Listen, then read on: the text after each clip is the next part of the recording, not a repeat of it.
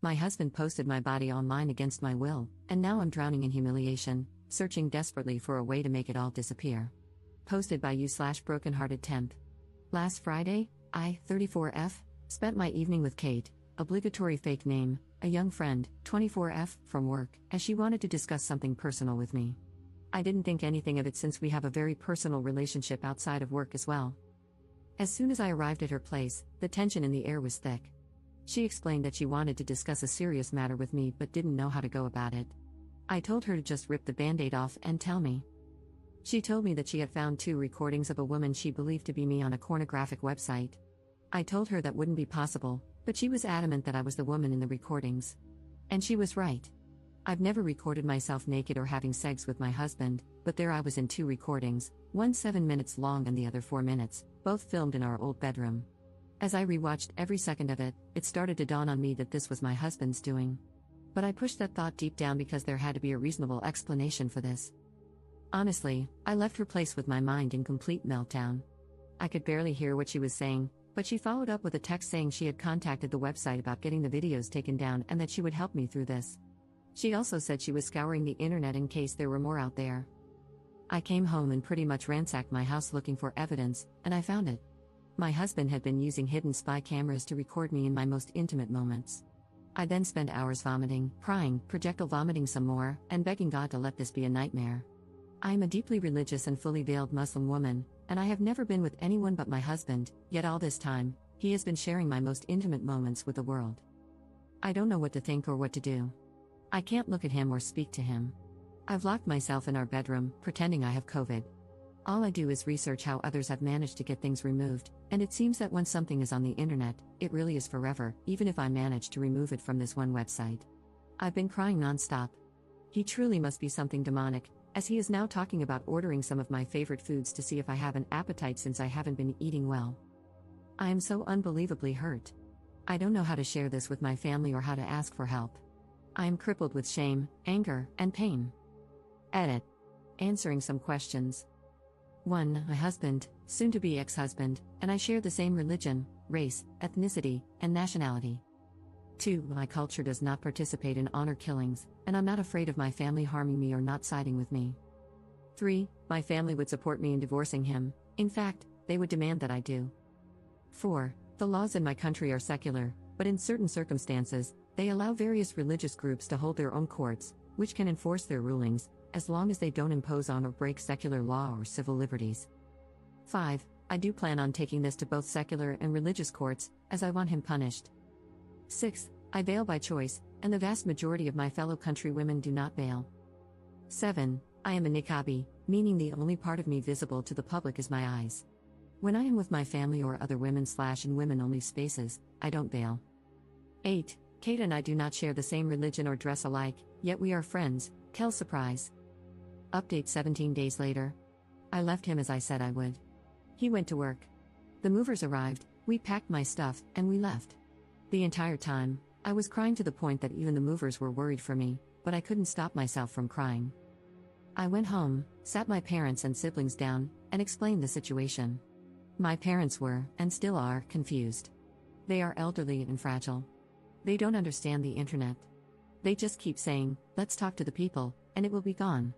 But my siblings understand. They are angry. They are sad and heartbroken on my behalf. My siblings and brothers-in-law took me home. We waited for him, and, well, we had a conversation with him. He denied it at first. So my brothers were firm with him, and he started to be more truthful. He said he did it because he was depressed, because he had a corn addiction, a sex addiction, and because he didn't think anyone would see it. He said he posted only a few. When we asked him to be specific, he said he posted anywhere from 5 to 8. We had him take it down, but who knows how many times it has been downloaded or shared. In that moment, I also found out he had a secret phone. He was also cheating on me with random women and sex workers. All this time, I thought he was working hard, but nope, he was out disgracing himself and betraying our marriage. At some point, he convinced us he needed to use the bathroom, and he somehow managed to call his mother, who arrived at our home with his brother and cousins. There was a commotion, as they were angry at the treatment of their family member. Then things calmed down enough to explain to them what he had done. His mother fainted. She is elderly and not in the greatest health condition. We called for an ambulance. My neighbor had also called the police, and I was arrested by the time the ambulance arrived to take care of my mother-in-law. I spent the evening locked up. Didn't exactly have a polite conversation with him. So yes, I was arrested for assaulting him, specifically slapping him, and he refused to press charges. I got released the next morning and went home to my parents. Cried some more because my parents kept crying.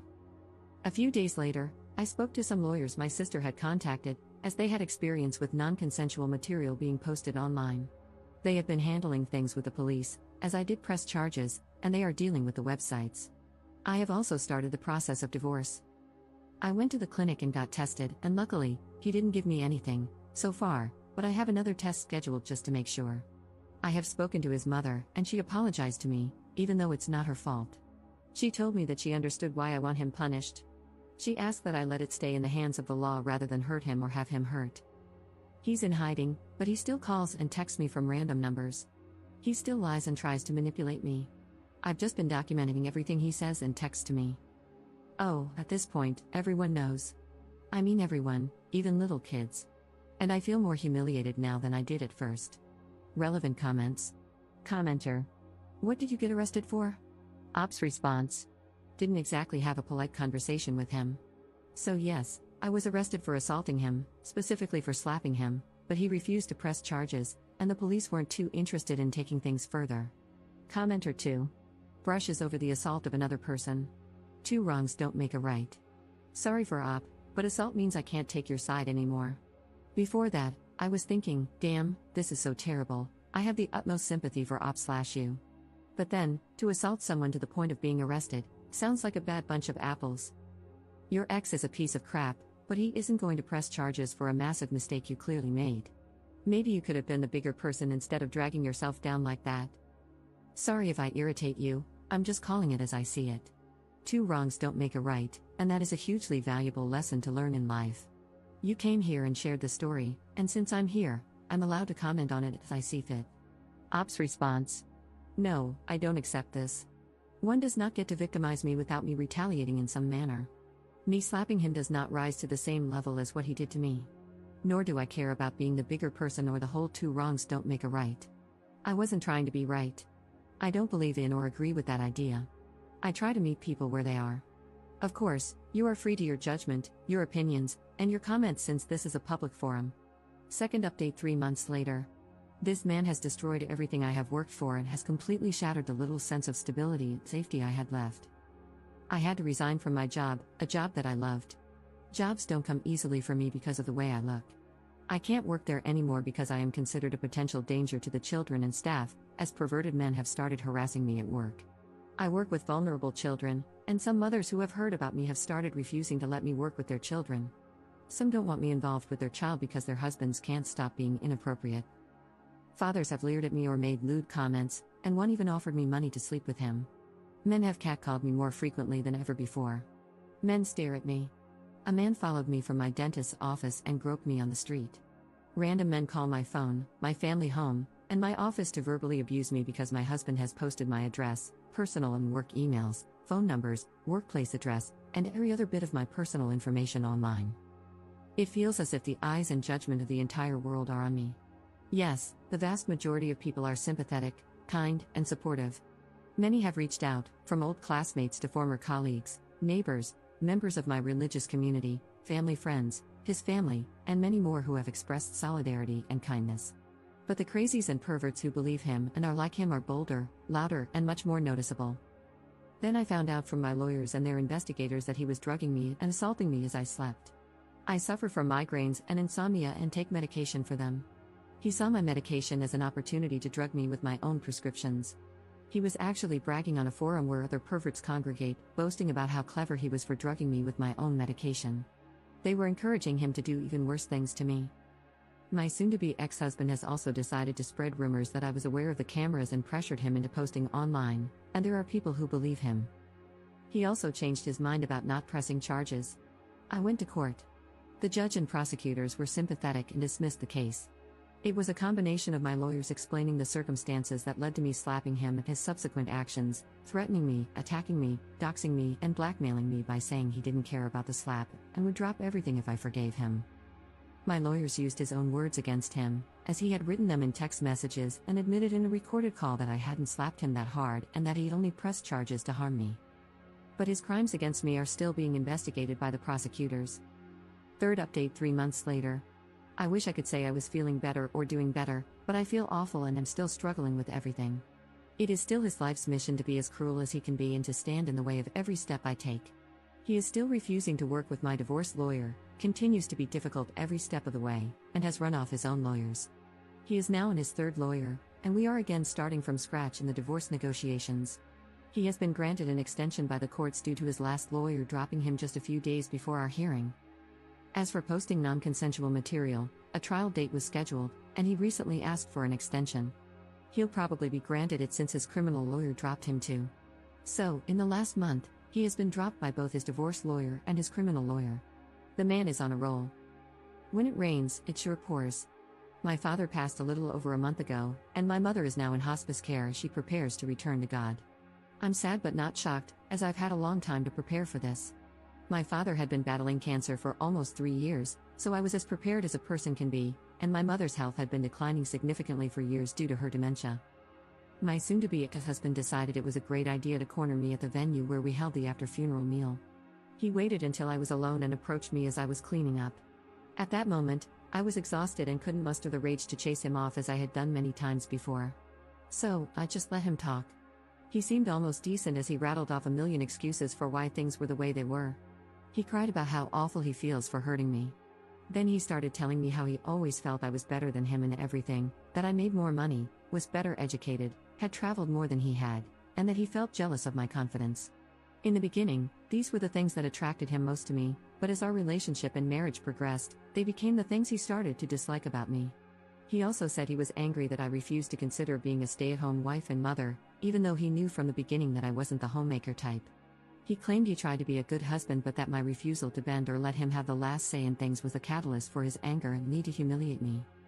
He talked about how he had always struggled with addiction but thought marriage would cure his depression, porn, and sex addiction. He believed that if I ever found out, I would have never married him or would divorce him, and that angered him, pushing him to punish me for thinking I was better than him. He was jealous and angry about so many things. But when I said, "So you hurt me because you felt jealous and inadequate in comparison?" he lost his mind, started shouting, and said he knew I would react that way. I decided to refrain from commenting further and just let him spill his guts uninterrupted. For 3 hours, he made excuse after excuse for why he did what he did. But it all comes down to him feeling inferior to me, being jealous and angry that I dared to have a mind and life of my own. He admitted that right before our wedding, he joined an online men's group to help with his porn and sex addiction. One tip given was to make your own porn and watch that instead, but he knew I'd never agree to it. So, it was my fault he needed to spy on me. He claimed he never intended to share the recordings with others, but one day, I angered him so much that, as payback, he posted them, and it felt good. Every time I emasculated him by having my own mind or upset him in some way, he posted more. Eventually, he gained a following, with so many men asking him to post more that he started to enjoy the attention. Other men looked up to him for his sexual prowess. At the same time, his sex addiction resurfaced, and he fell back into the habit of picking up women or, when he couldn't get it for free, hiring sex workers. Then, I guess, it spiraled out of control for him. The more he spent on his addictions, the more lies he told, the more he felt like a failure for making me cover our expenses, and the more he resented me. He got stuck in a cycle of self-destruction, which only fueled his anger toward me. He also said he joined a support group for addicts and started going to an addiction rehabilitation clinic as an outpatient to deal with his issues, and that I should give him credit for that. He feels I should be proud of him for making this effort and that I should take him back since he's putting in so much work. He also believes I should appreciate that he hasn't stalked me since my dad died and that he is sincere in feeling this way. He genuinely doesn't understand why I'm not seeing how hard he's been trying these past few months. In his deluded mind, he thinks his honesty in our conversation should count for something and that I'm just a heartless beach for remaining stoic and unmoved by his tears and supposed vulnerability. Even though he gave a great performance of being human during our conversation, I remained unmoved because there was nothing to be moved by. I simply continued packing up the venue, got in my car, and went home. I'm still not working, I still have crazy men calling my phone at all hours, and I still feel humiliated and embarrassed. The only good thing that has happened is that several of the sites have taken down the recordings and banned him from using their platforms. Fourth update 4 months later. Finally, I have some good news. A while back, I was granted a restraining/protective order, but my now officially ex-husband continued to stalk and harass me.